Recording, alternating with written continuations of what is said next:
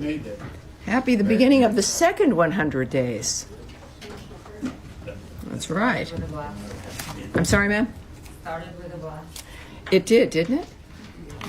It did, so to speak. All righty. I hear it's beautiful outside. I wouldn't know. Well, we could do these outside. We could. As a matter of fact, we could. Don't tempt me.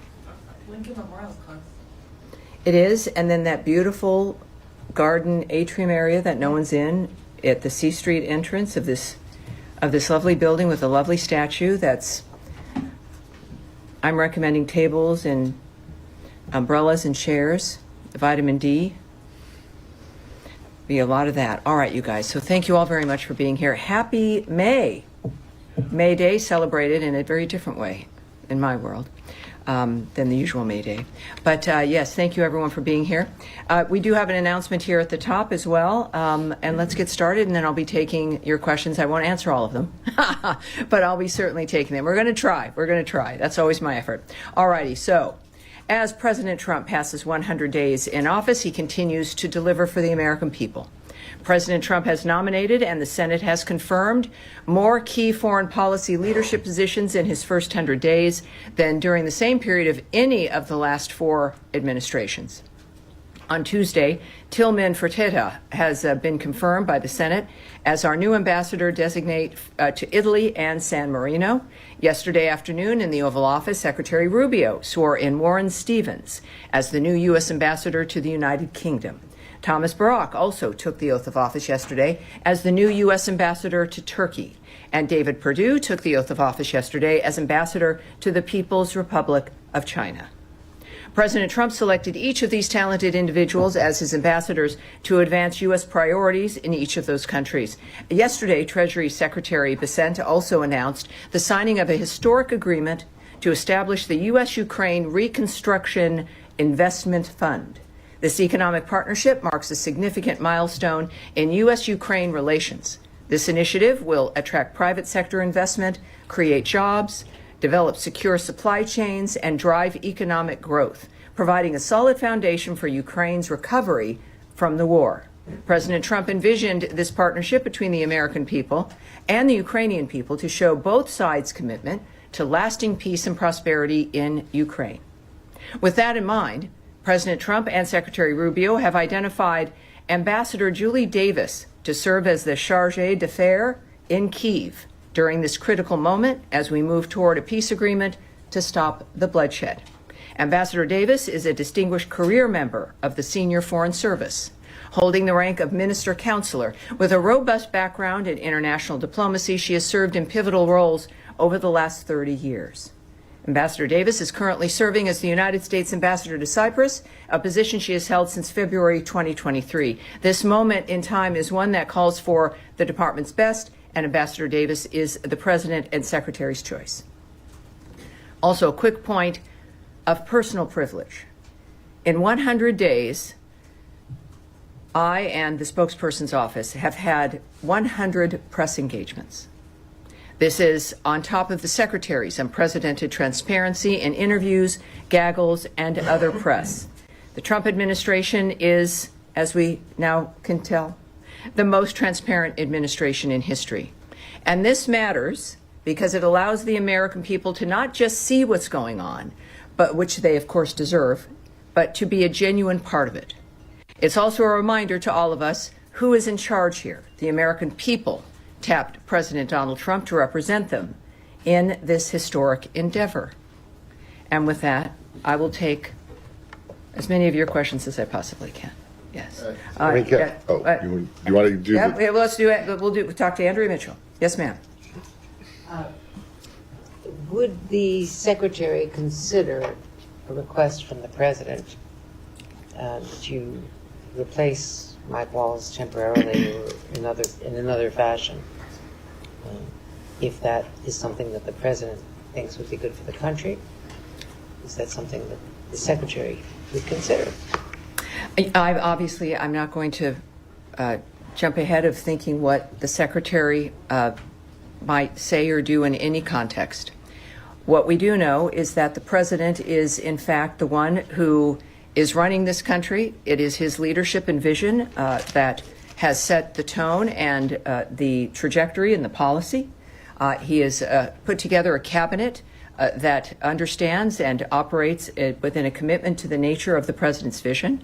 And we do know, of course, within all aspects of this, especially with foreign policy, there has been tremendous success in our foreign policy, and of course it continues. And that is a dynamic that's not going to change, but is a result of President Trump's vision and his day-to-day work in making the situation possible and functional.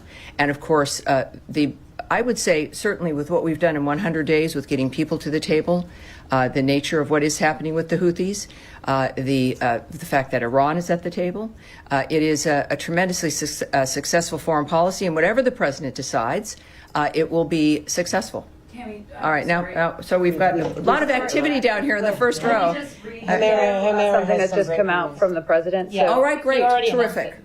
The president has just written on Truth Social that Mike Waltz is going to become the new U.S. ambassador to the United Nations. Well, there Therefore, you no go. longer the National Security Advisor. Fabulous. And in addition to that, he says that in the interim, Secretary of State Marco Rubio will serve as National Security Advisor while continuing his strong leadership at the State Department. Do you know how long he's going to be serving in both roles? It is clear that I just heard this from you. This is the magic. No heads up that this was coming today? I have some insights as to the potential of certain things that might happen. But when the president, and this of course is all presidential decisions, right? So I'm with the State Department. It is, as I think would be clear to all of you, you don't want to get ahead of your skis in drawing conclusions or speculating about what may occur.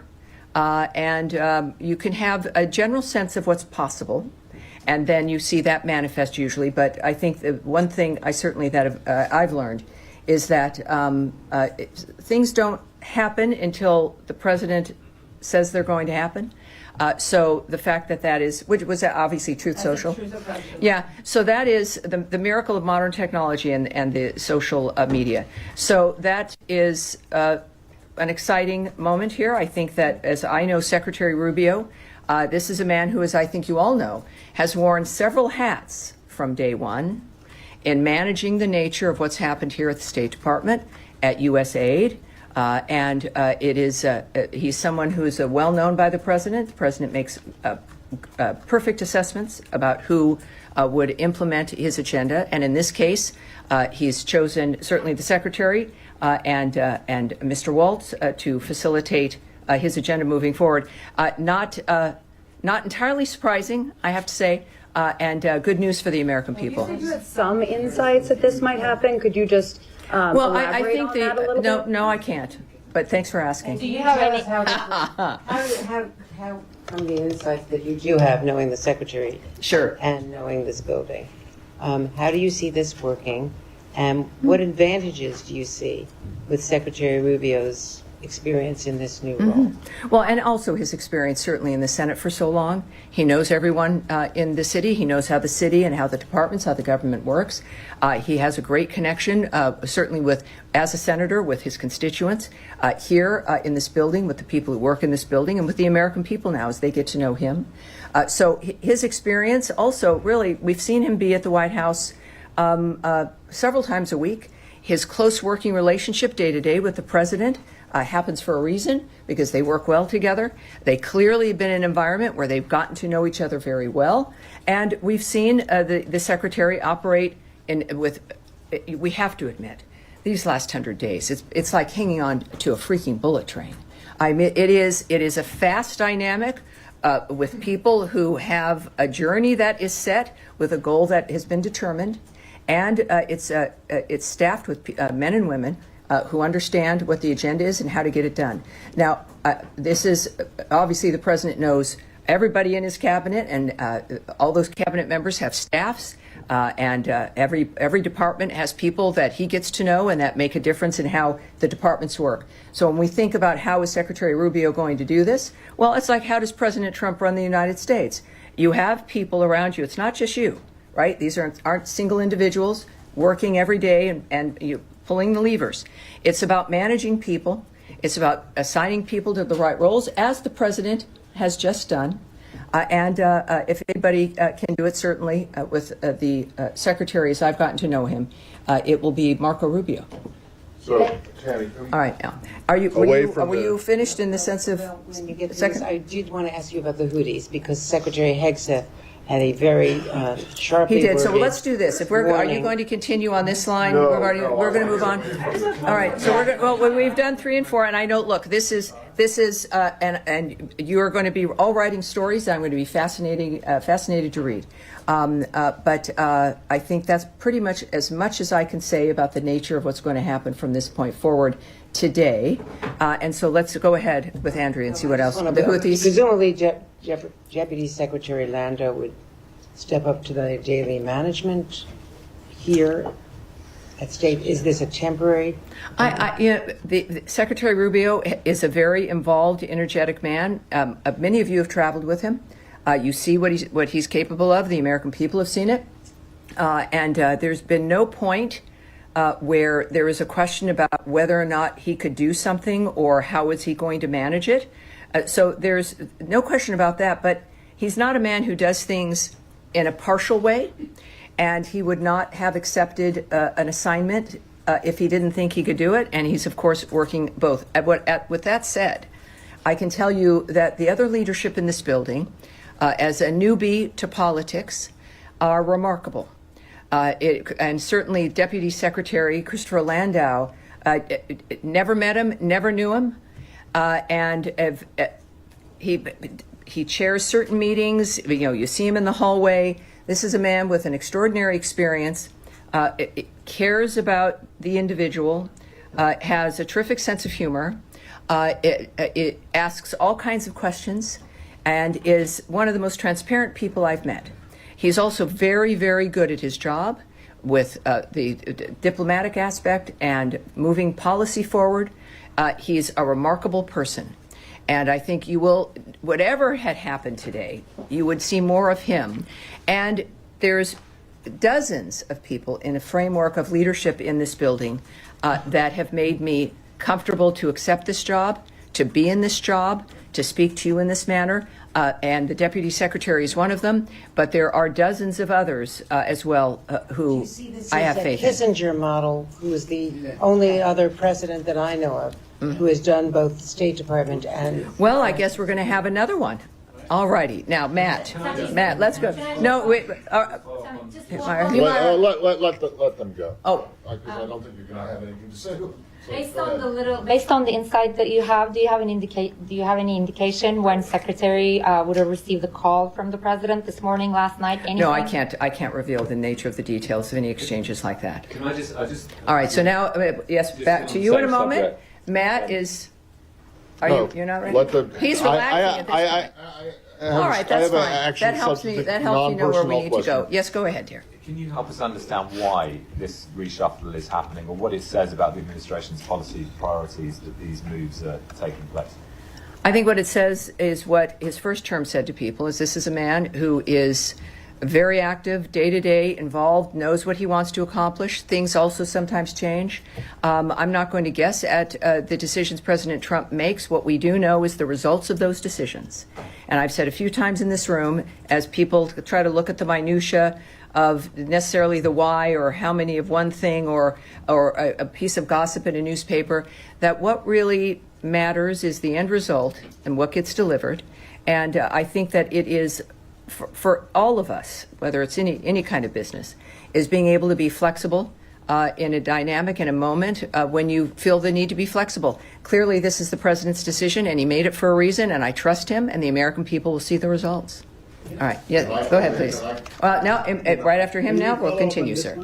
Go ahead. Yeah, Go ahead. Thanks so much. In light of your topper on Ukraine minerals deal, I have two questions. May I please get your response to Russian reaction? As you know, Medvedev criticized the president for a deal and called Ukraine, quote unquote, a nation that will soon disappear. I'm not going to comment on that particular remark. what we do know from this deal and what the president has said and what has been made clear now in this arrangement is that it cements a partnership, an economic partnership between the United States and Ukraine. And it is something that also speaks to the nature of how Ukraine will rebuild after this catastrophe. It is a terrific deal. I think that it is, and again, it's the U.S.-Ukraine Reconstruction Investment Fund, and it involves much more than just the critical minerals. And I think some of the, certainly what I think Ukraine understands and what we intend is that this is not just a financial arrangement. This is a bonding between two countries that will make a difference for a nation, certainly in Ukraine's situation where they have a friend, and the rest of the world will notice that when you have a friend like the United States and when we are in business with you and in your nation, it creates a stronger national security for everyone involved.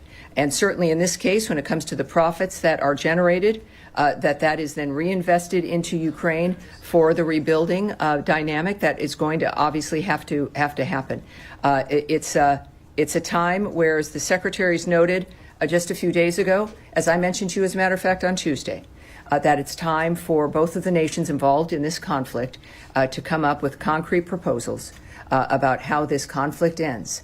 And this relationship now with Ukraine reinforces the commitment of the United States to that nation. And it's for the world, it's better off. It also reminds the American people and the world that support of another country can take many forms, and that national security can be reinforced in many different ways. And that's what this arrangement accomplishes. And on that line, Tammy, the president last week was explicitly clear when he posted out a clear message to Putin saying, Vladimir, stop. Is there any disappointment on your end that Vladimir has not stopped? Well, this is, again, why the president is the president. The American people wanted Donald Trump in office. He has shown, certainly in his first term, that he is willing and capable of taking the action that's necessary to achieve his goals. He has done more than one would expect on the issue of diplomacy because he truly believes that people can come to a decision here to stop carnage and a meat grinder in that area, and for the world and for the American people to see what that outreach has been and how certain people have responded, which then clearly informs the president and those who work with him, including Secretary Rubio, about the decisions that they need to make. So I think that it's certainly the secretary has been clear that we are watching Putin's actions, right, not his words. And in the process, he's refined a very specific timeline. Weeks ago, it was weeks. A few days ago, it was days, that this would be a pivotal week. And look at that, it has been. All right. Yes, yes, sir. Thank you very much, Sami. Last week, I had the opportunity to attend the Kurdistan National Prayer Breakfast in Erbil, which was attended by 800 guests from around the world, particularly from the U.S. My question is, what is your view of such an event and of religion's freedom in the Kurdistan more broadly? I have many opinions about that, which I can't speak about here, of course, at this podium. So on the issue of the event, if we want some answers and some commentary from the State Department, we'll send that away for you, but we'll take it from there. Here we go. Sean? Sure. Thanks. A few topics. India, Pakistan. Yeah. The secretary made calls yesterday to the Indian External Affairs Minister and the Pakistani Prime Minister. I know you issued readouts of that, but what's your take on how things have gone since then? Were there asks of the two sides? Do you think his calls for de-escalation have been taken to heart? Again, the details of what has transpired in those conversations, spoke with the foreign ministers of both countries, of course, but we've also spoken to not just the secretary, but there's been communication at all levels in that regard. And there is a few more things, though, that I do have for you, and I want to make sure I get to them as we watch this unfold. It's not unfamiliar to us regarding the region. Obviously, it does continue to evolve, right? That's something we've all seen. We are monitoring closely Yesterday, for those of you who were unaware of this, the Secretary spoke with Indian External Affairs Minister Jay Shankar and Pakistani Prime Minister Sharif.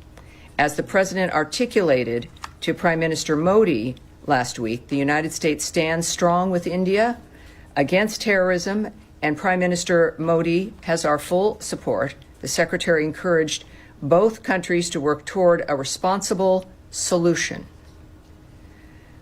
that maintains long-term, I should say, let me correct that, a responsible resolution that maintains long-term peace and regional stability in South Asia. We continue to be in touch with the governments of both countries, as I mentioned, at multiple levels.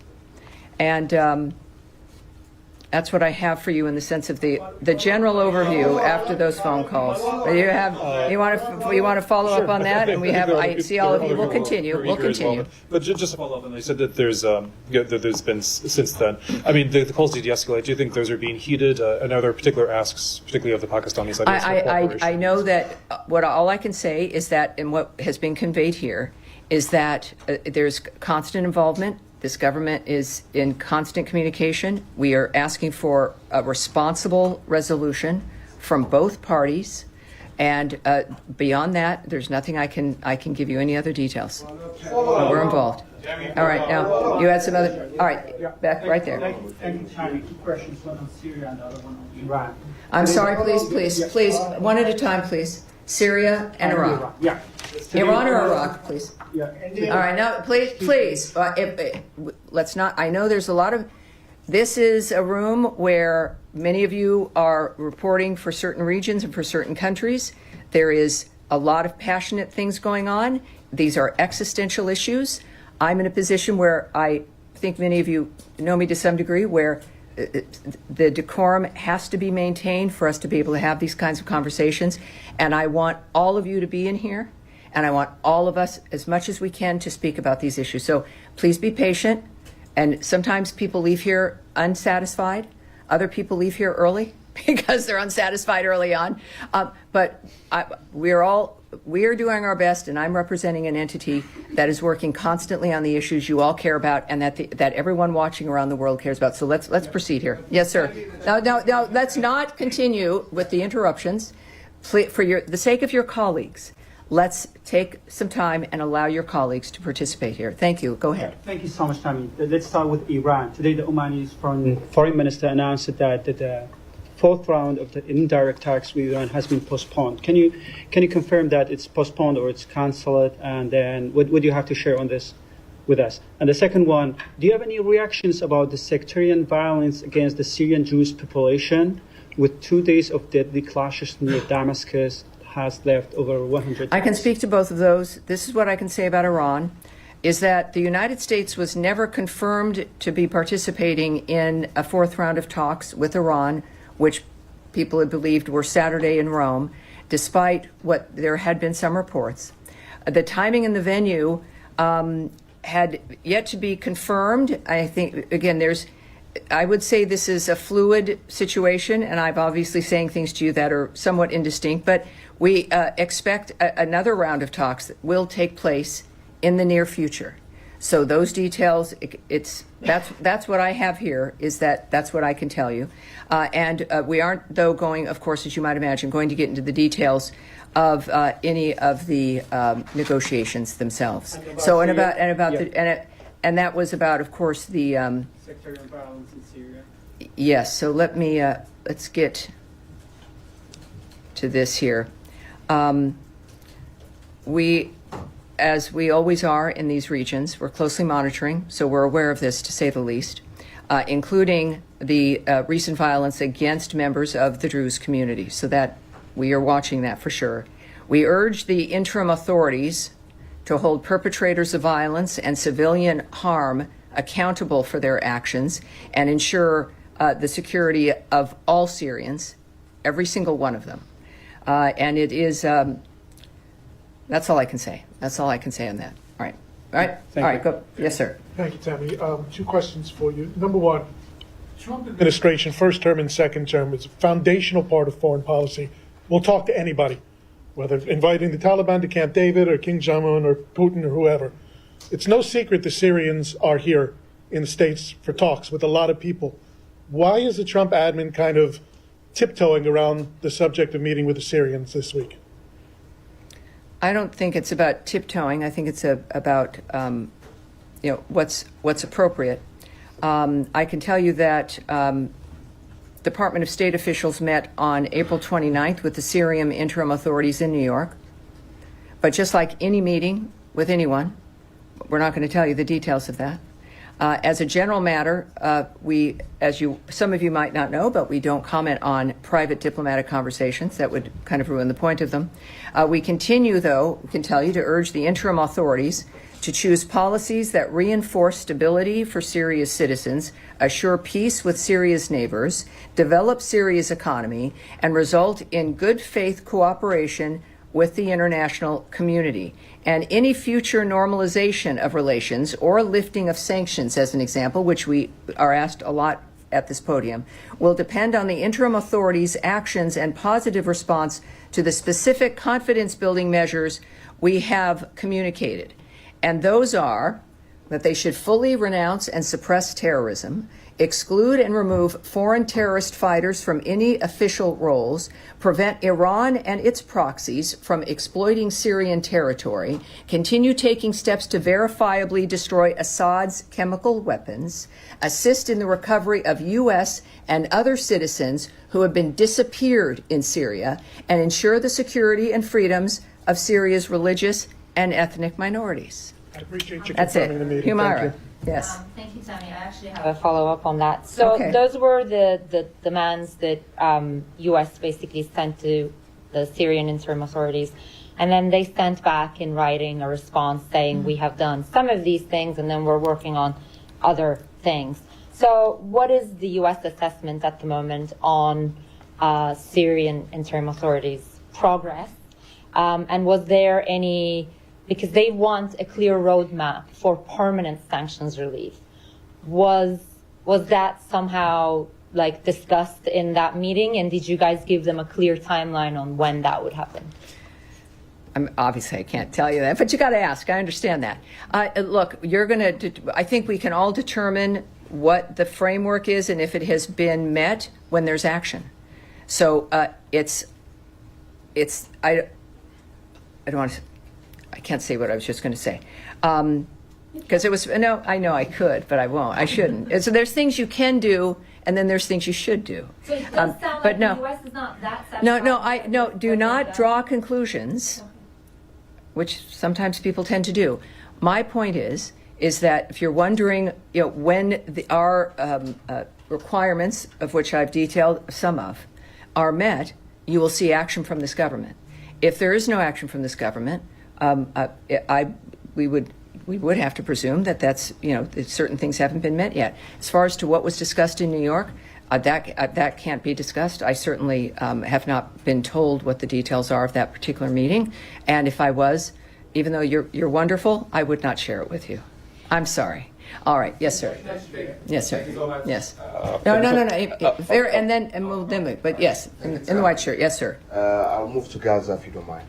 Of course, please, sure, certainly. For 2 months now, there have been a blockade of Gaza, that no aid is coming in from the Israelis. There is so many reasons for that, I understand. But the president a few days ago said that food and medicine should enter Gaza. Yes, he did. He said more than that, even. Yeah.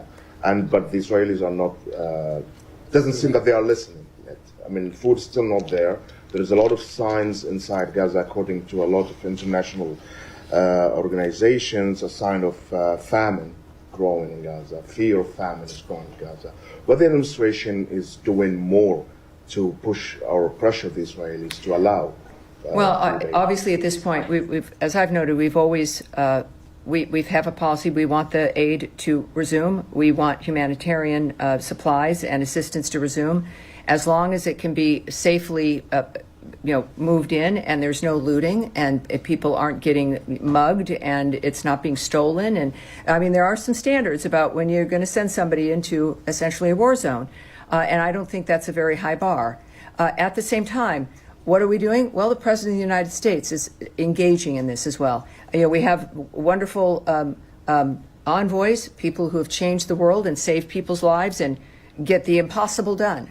And then you have Donald Trump, who said in more detail, I have it for you here, he said regarding Gaza, we've got to be good to Gaza. These people are suffering. There is a very big need for medicine, food, and we are taking care of it. How that is manifesting, and we talked about this a little bit on Tuesday, I can't give you those details. But when the President of the United States is describing and effectively announcing that action is being taken, and especially this president, you know that is happening. The details of which I can't share with you. I know that, of course, we stand with Israel. They are one of our greatest allies. Our relationship with them is excellent, and we work with them and support them in what their needs are. But in this case, I think we have the best answer regarding the attitude of the United States, and that comes from President Trump. Yes, sir. Behind you, sir. Behind you, sir. Yes, behind you, sir. Sir, this is not going to Saeed. Saeed, we will, please, I've never had to do it. Saeed, I've never had to do it, and I will do it. Saeed, there are many other people here, obviously many also who have concerns about the same city or have different kinds of questions and want the same kinds of answers. This is not the fifth grade. This is the State Department of the United States. You're here. It is a privilege. I like Saeed. I see you during the gaggles and every day, and I like you very much. And I understand your passion, but you are not directing this conversation or this room. Thank you. Yes, sir, please go. Do you believe that the recent mineral deal with Ukraine sends a clear message to those who have accused President Trump of being sympathetic to Russia? Yeah, I think that there's a lot of media that goes on when you're dealing with issues of negotiations. The answer, of course, is not to not speak to people. And that was the idea and the theory for the last administration, where Russia wasn't spoken to for at least 3 years. And so even a lot of heat of the idea of speaking to Putin. There was a lot of heat when he went to visit Kim Jong-un. But Secretary Rubio is very similar when it comes to what President Trump's view is that people have to be spoken with, face to face, one-on-one. That diplomacy is about human beings making arrangements, talking about things, finding a common ground. And you really, in all honesty, I know we got used to a lot of non-human contact during COVID, and that is one of the biggest disasters to hit humanity that we can imagine that was enforced on us. So it is now clear that there is a commitment and an understanding of the importance of this kind of diplomacy. So I'm not going to guess at the nature of what President Trump and Putin might discuss. I do know that President Trump is doing it for a reason, and that is to accomplish an end to bloodshed and massacres. When you think about it, it's something that has to happen. That is what has always driven him. And with Ukraine, the same situation. You have the president of that country in your house in the Oval Office. You're supposed to have signed this deal that day when President Zelensky decided that was just not going to happen, I guess. And yet it didn't end the relationship.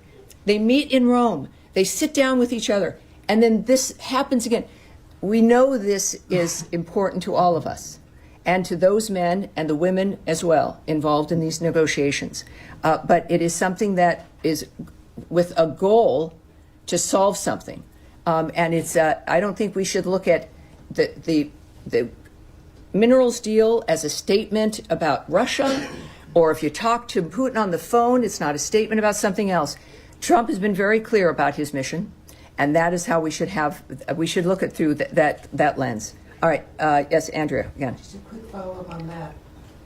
The president did indicate on his way back from the Vatican that he would consider secondary sanctions if Russia kept bombing. Did. Russia has kept bombing, hasn't agreed to the ceasefire, and he's now apparently agreed to secondary sanctions on Iran, on people who do oil business with Iran. Mm-hmm. Is he considering secondary sanctions on Russia? Well, we know, again, that he's stated his willingness to do that, about the nature of, clearly we're not removing any sanctions that currently exist. The president wants, in every action that we've taken as a nation, to do it diplomatically. That he clearly, because of the the commitment to it. And yet, he knows also that there's another part of the world, a whole globe that needs some attention. And the Secretary has also made it very clear that while our style will change, the methodology of how we contribute to this will change, in that we will not be the mediators. That is what I mentioned on Tuesday, and the nature of how this would change is we certainly were still committed to it and will help and do what we can, but we are not going to fly around the world at the drop of a hat to mediate meetings. That it is now between the two parties, and now is the time that they need to present and develop concrete ideas about how this conflict is going to end. It's going to be up to them. Yes, Eric. Eric? Yes, excuse me. Yes, Tammy, thank you.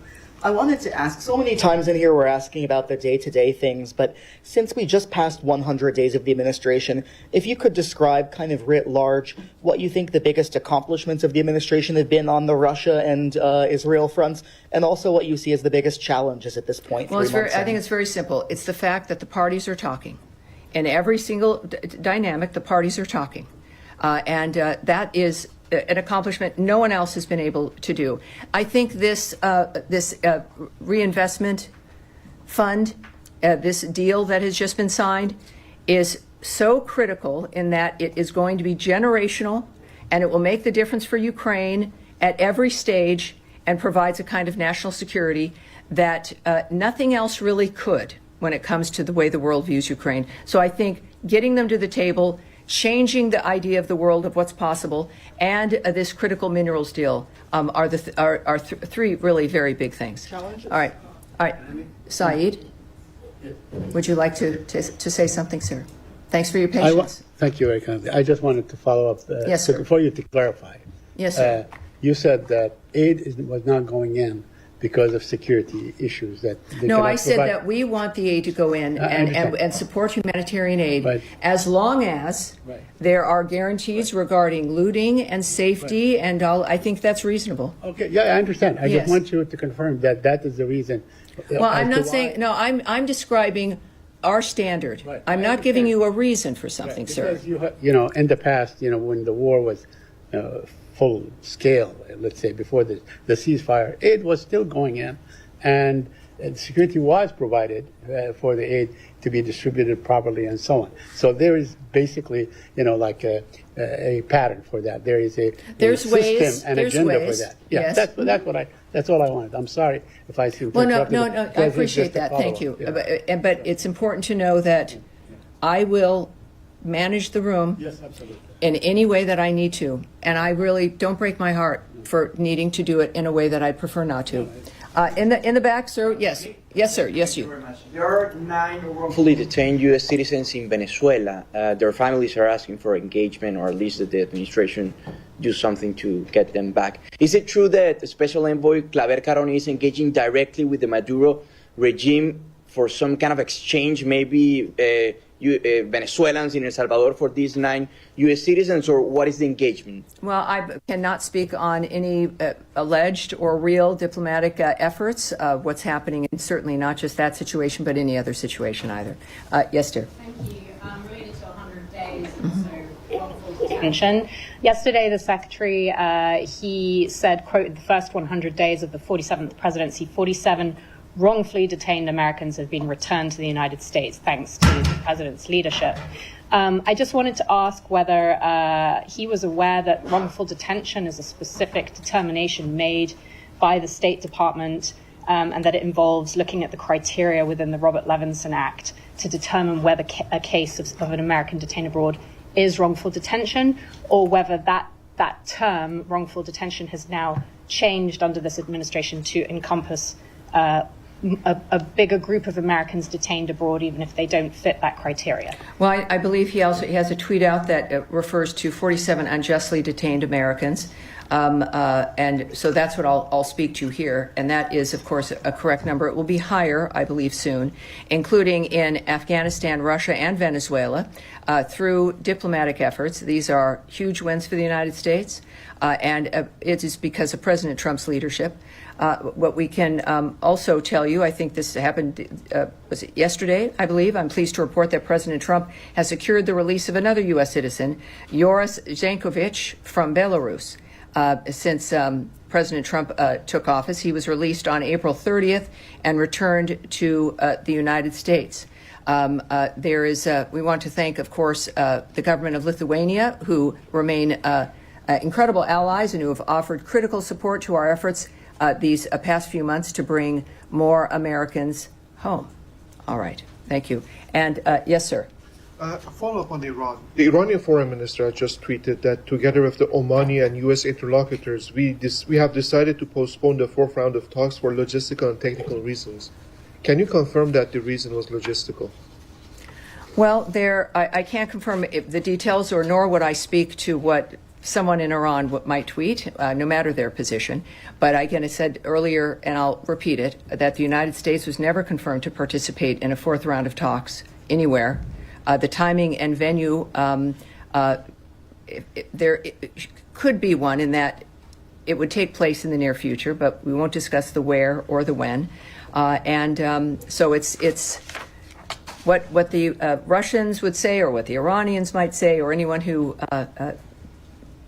would tweet is, of course, not something I can speak to. But I can tell you that from what our people say and what our envoy says is that I guess something would take place in the near future, and as soon as we have those details, we'll let you know. And it's a very big day. That is going to be it for me. Thank you, everyone. It's a beautiful day outside, and thank you. It got very saucy in here, and I want to thank everyone for caring about their region and their issues, and I appreciate everyone behaving as much as they possibly could. Thank you.